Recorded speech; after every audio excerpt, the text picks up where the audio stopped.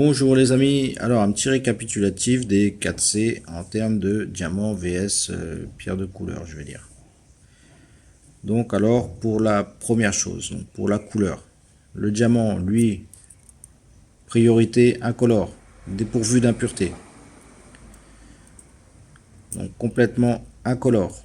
Pour la pierre de couleur, la bonne teinte. Pas trop foncé, pas trop clair. Bonne teinte. Ensuite, pour les inclusions, pour le diamant, clean. Pour la pierre de couleur, pareil, clean. Sauf pour certaines pierres qui peuvent avoir des inclusions qui peuvent leur donner de la valeur. Donc il y a des inclusions, il y a certains cristaux où est-ce qu'il y a des inclusions à l'intérieur qui sont très recherchées par les collectionneurs et qui peuvent donner une cotation supérieure à des minéraux, je veux dire, qui ont à la base une cotation faible, un peu comme les quartz ou les trucs comme ça.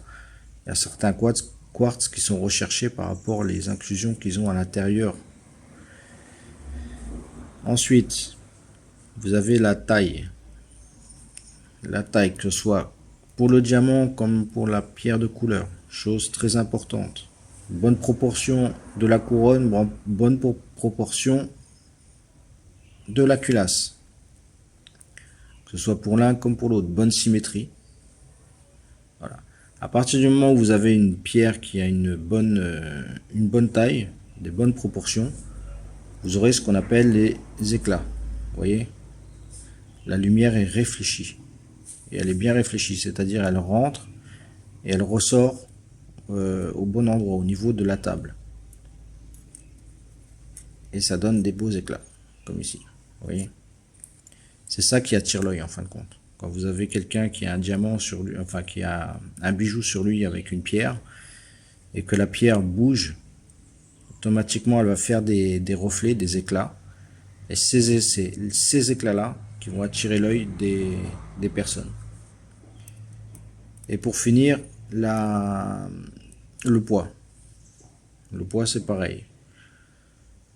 Connaître la cristallographie pour savoir quel type de pierre, quand ils sont des grosses tailles, ont vraiment une surcote. Par exemple, comme le diamant qui a une cristallographie où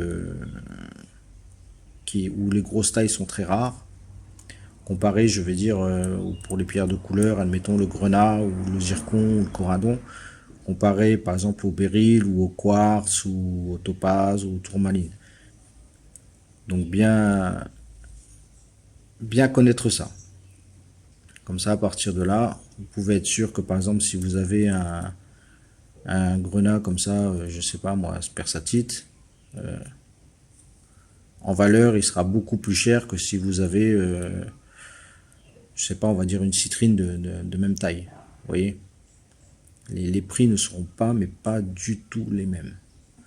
Et en ce qui concerne le diamant, par exemple, j'aurai un diamant comme ça, voilà, là je serai tranquille, tu vois.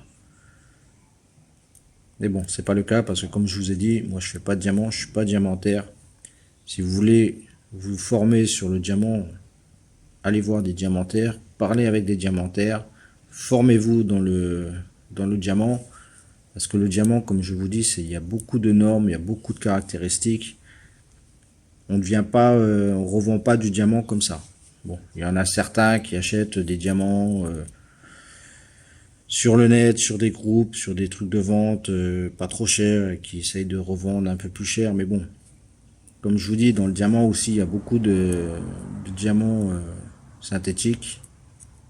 Donc,